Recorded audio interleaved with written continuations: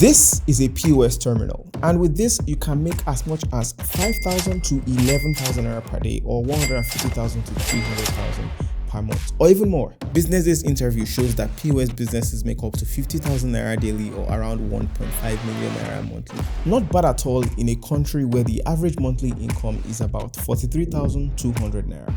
Let's bring out the trusty calculator.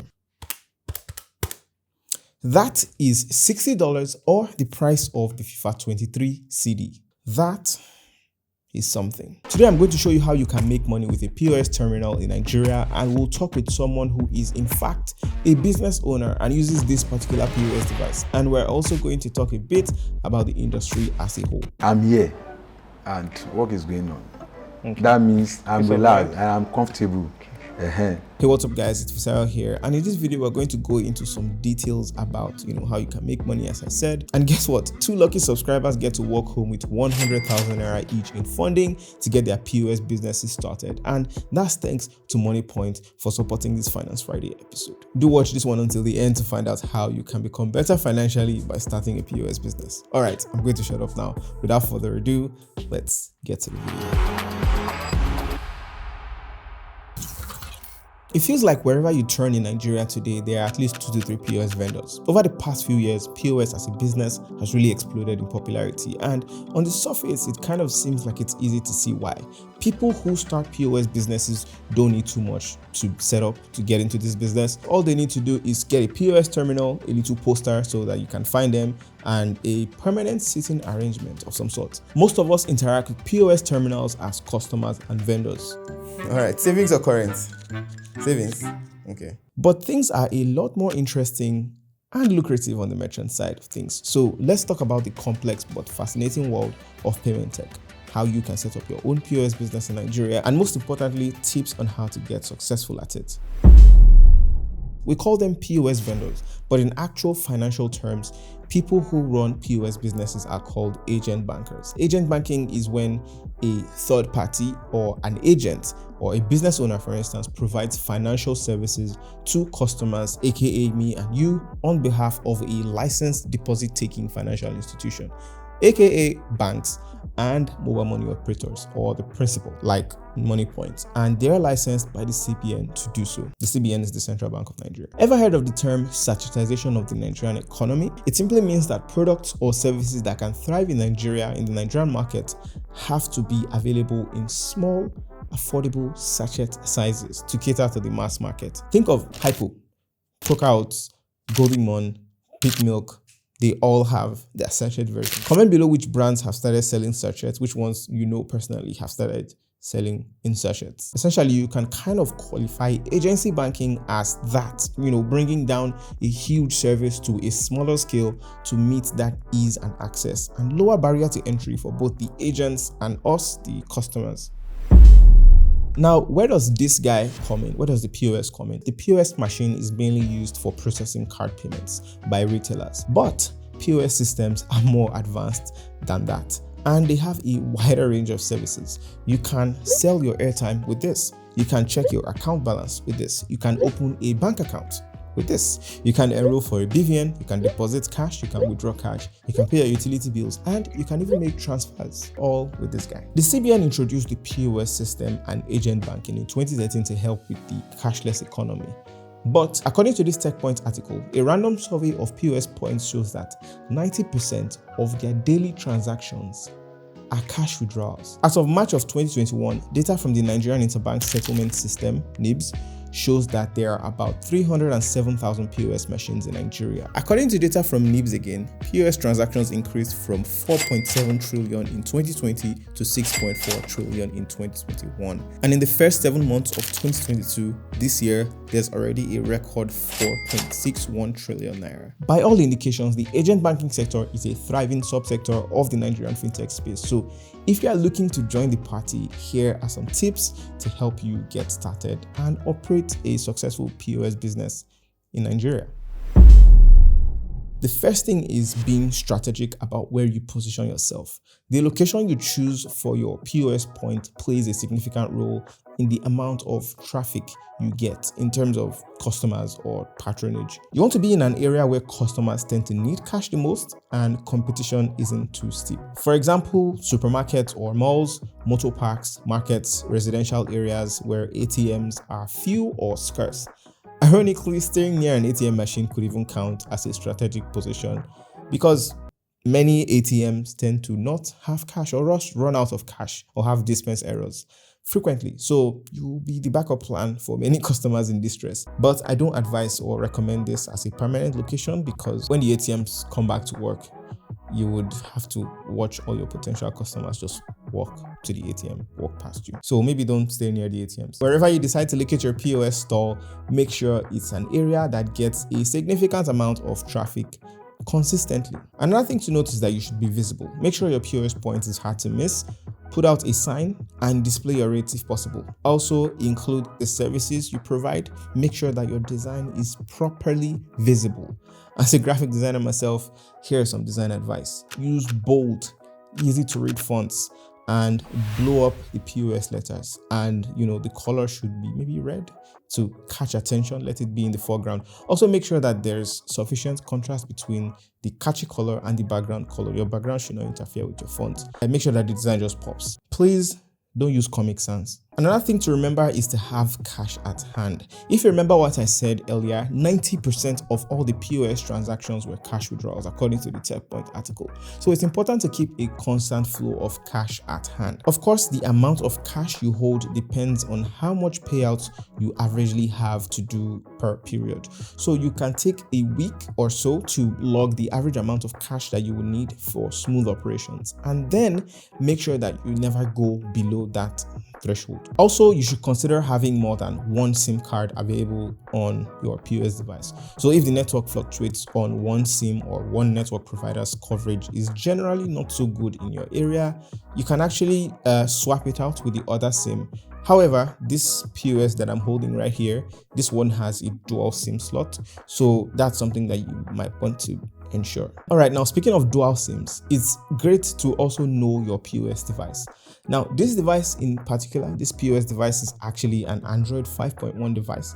And as a tech guy, when I saw that, I was quite fascinated by how this operates. Now, being an Android device, you can rest assured that your firmware and your device's security will be up to date and easily done over the internet, unlike the other analog POS devices. This even has a USB-C port and it has that dual SIM that can go up to 3G connections. You can even receive your alerts directly on your POS. It's of course a touch screen and it still has buttons for ease. It has the numerical keys from 1 to 0, which are 10 keys in total. Then you've got the function keys F1, F2, home, up, down, cancel, which is the red, clear, which is yellow, and green, which is kind of like go, just like the traffic light. And then you have the power button. There are way more advanced stuff you can do with this particular model, like scanning a QR code from the top with the sensor here.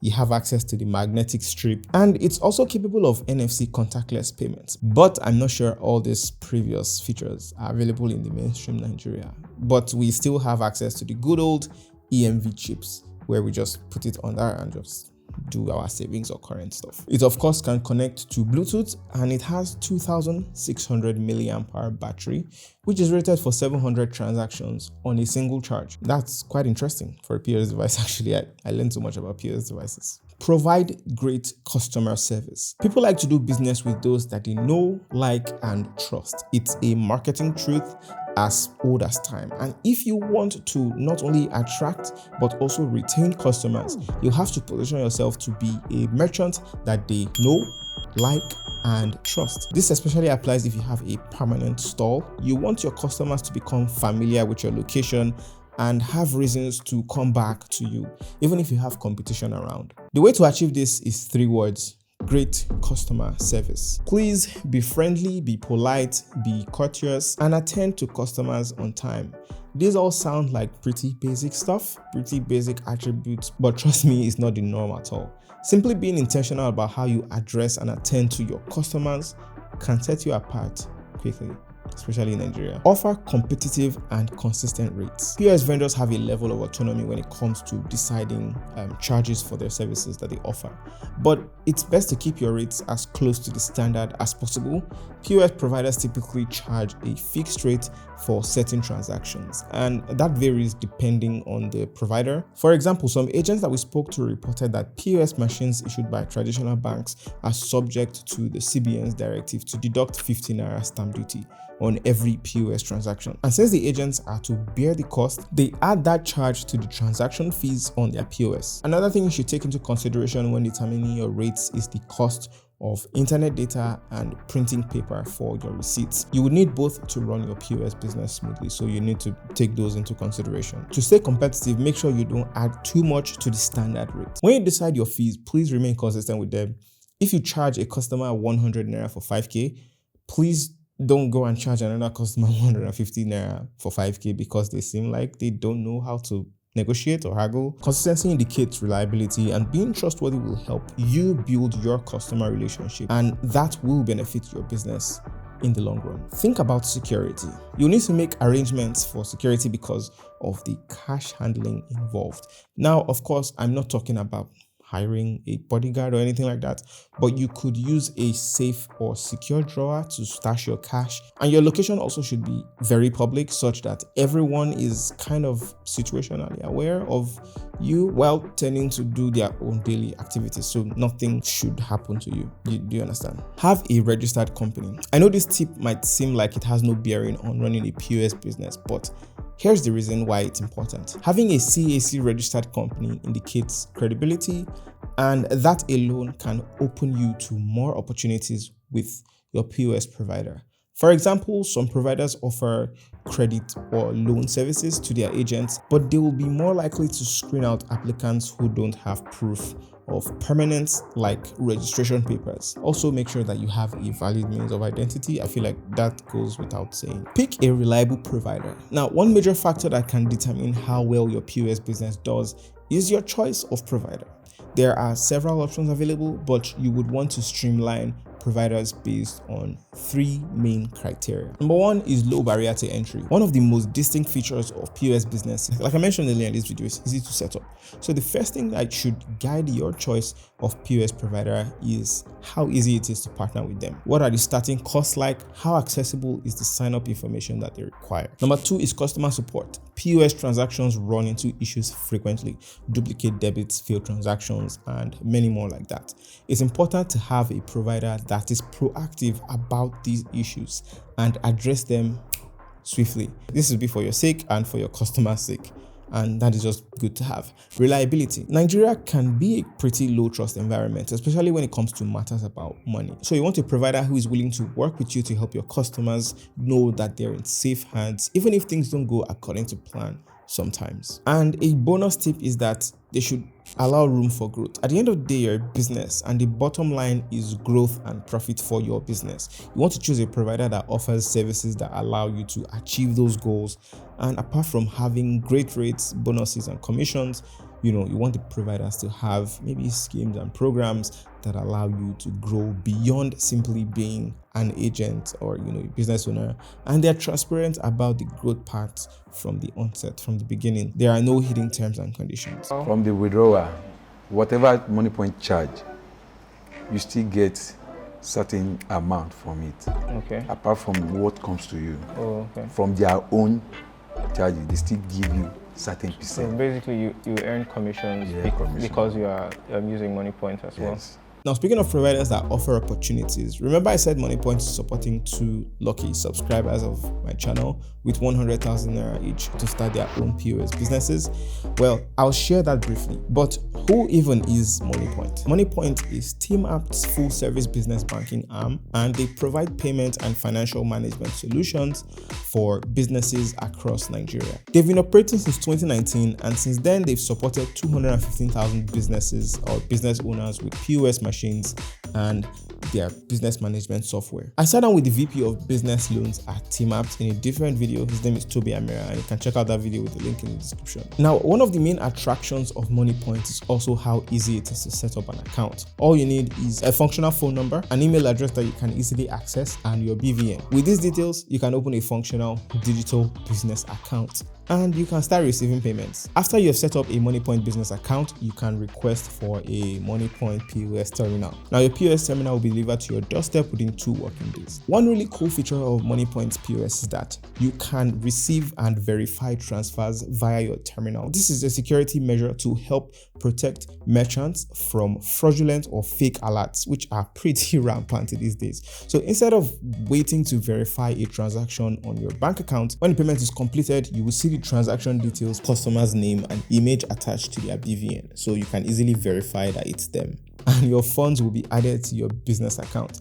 There's literally no way to fool the system, and it goes a long way towards protecting merchants who partner with Moniepoint. Now, in order to be part of the people who get to benefit from the 100,000 Naira funding, you simply need to fill the form in the description below and share why you want to start a POS business. And of course, do sign up for Moniepoint, and you want to make sure you fill the form after you've signed up. The 2 winners will be selected by the 31st of October this month, and they will be published in our community tab. And of course, you will get 100,000 Naira alert, and you can start your POS business. If you found this video useful, please hit that like button, and of course hit the subscribe button and the bell icon beside it so you'll be the first to know when we post a new video, a new Finance Friday episode.